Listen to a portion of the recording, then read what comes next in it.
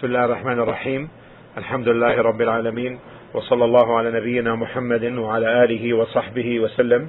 We continue the explanation of Riyad As-Saleheen, chapter on patience, and we have reached hadith 41. And in this hadith, وعن أبي عبد الله خباب بن الأرتي رضي الله عنه قال: شكونا إلى رسول الله صلى الله عليه وسلم وهو متوسد بردة له في ظل الكعبة، فقلنا: ألا تستنصر لنا، ألا تدعو لنا؟ فقال: قد كان من قبلكم يؤخذ الرجل فيحفر له في الأرض فيجعل فيها، ثم يؤتى بالمنشار فيوضع على رأسه فيجعل نصفين، ويمشط بأمشاط الحديد ما دون لحمه وعظمه، ما يصده ذلك عن دينه.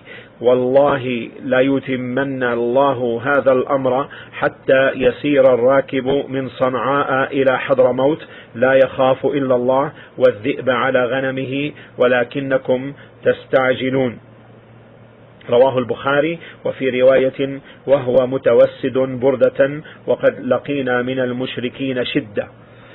خباب بن الأرتي رضي الله تعالى عنه reported, he said,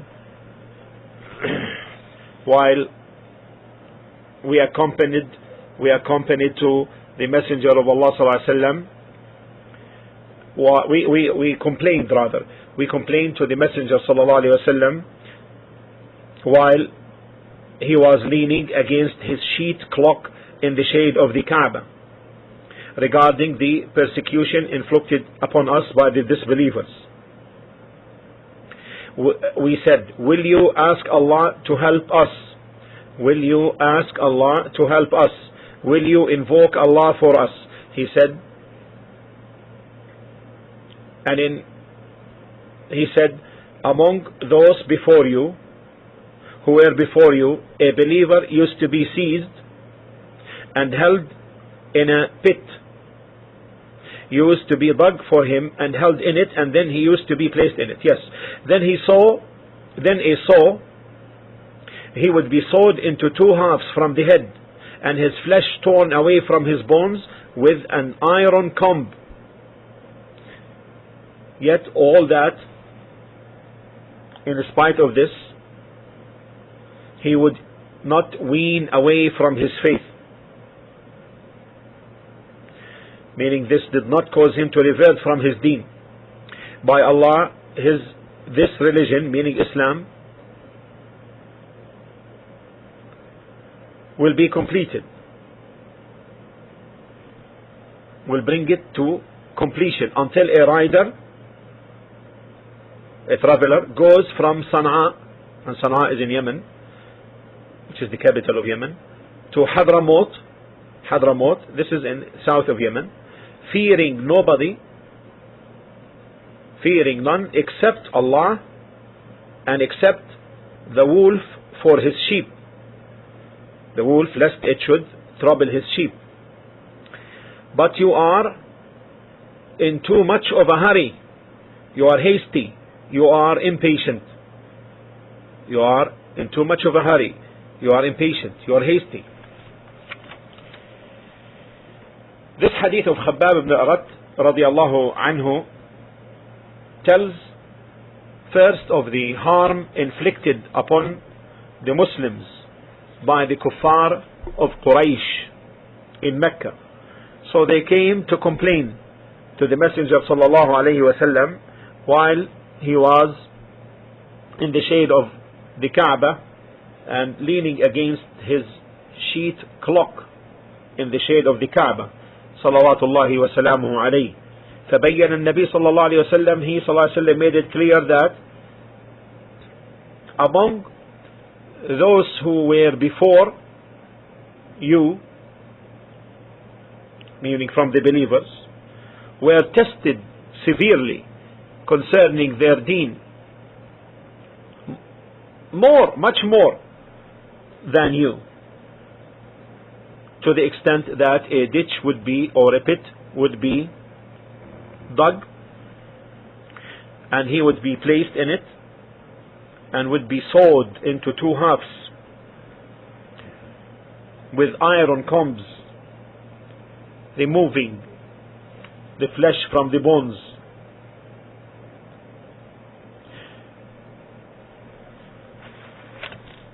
And this is a great harm. Then he sallallahu alayhi wasallam swore by Allah, when he said by Allah, Allah will bring this matter to completion, meaning will bring what he sallallahu alayhi wasallam brought from the message of Islam until the traveler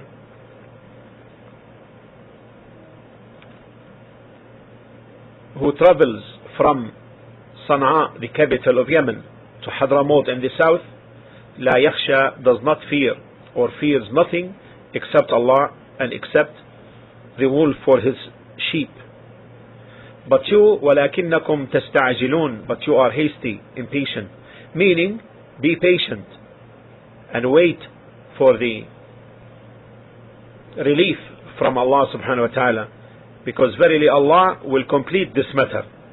And indeed the matter was completed, as the Messenger sallallahu alayhi wasallam said in his oath. So in this hadith there is an ayah, there is a sign from the signs of Allah, since the matter occurred as the Prophet alayhi salatu wasalam told. And also this is a sign from the signs of prophethood of the Messenger alayhi salatu wasalam, in the sense that Allah subhanahu wa ta'ala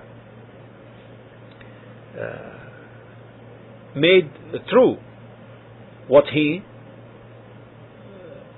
informed of. And this is a testimony to him from Allah concerning his messengership and the message he was trusted with, as Allah subhanahu wa ta'ala stated in Surah An-Nisa chapter 4 verse 166, لكن الله يشهد بما أنزل إليك أنزله بعلمه والملائكة يشهدون وكفى بالله شهيدا. But Allah bears witness to that which He has sent down, meaning the Quran, unto you, O Muhammad sallallahu alaihi wasallam.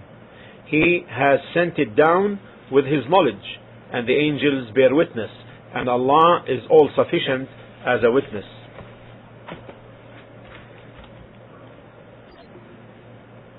But Allah bears witness to that which He has sent down unto you. He has sent it down with His knowledge, and the angels bear witness, and Allah is sufficient as a witness.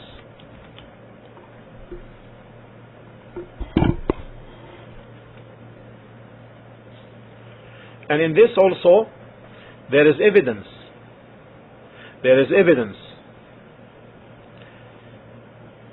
for the obligation to be patient,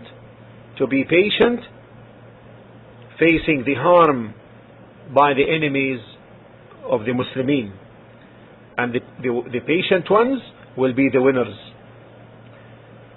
So what is obligatory upon the person is to face the harm and hurt by the kuffar, by being patient and anticipating reward, and also waiting for the relief from Allah subhanahu wa ta'ala, being confident on that, and should not think that the matter will be done quickly and easily. And Allah subhanahu wa ta'ala may test the believers by the kinds of harm which may be inflicted upon them by the kuffars,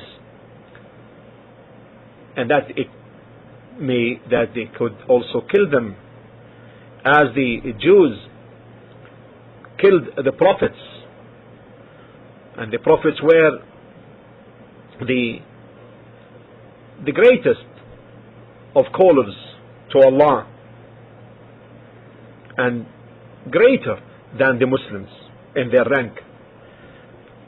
So let the believer then be patient and await the faraj, the relief from Allah, and should not be bored nor be resentful and distressed.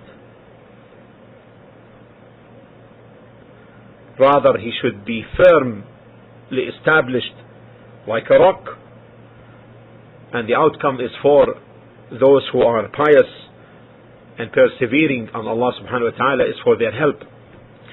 And the person, if he is patient and continues and takes the path which leads to his objective without taking paths that are chaotic and paths of, and without early confrontations and without agitations, but rather in an organized fashion, because the enemies of Islam from the hypocrites and the kuffar follow organized and firm steps to attain their objectives. However, those who are on the surface, who are carried away by emotions and thus revolt and agitate, they may miss a lot, and it may be that they could err to an extent that it can destroy all that which they have established, if they had established anything. However, the believer is patient and wise and acts with calmness and plans in an organized way to overcome the enemies of Allah from the hypocrites and the kafirs, and make them lose their, make them fail in their plans.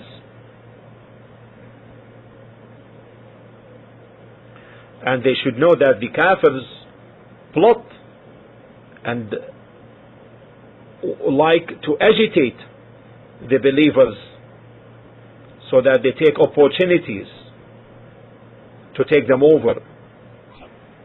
So they try to agitate them so that if they do something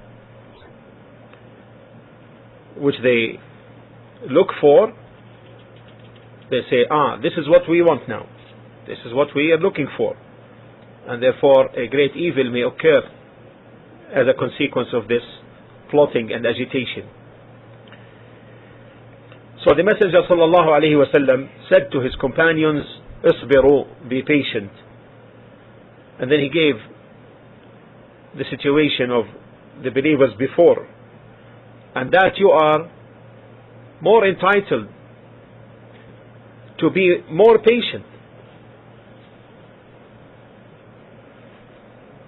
because you are the ummah of Muhammad sallallahu alaihi wasallam, the ummah of patience and goodness.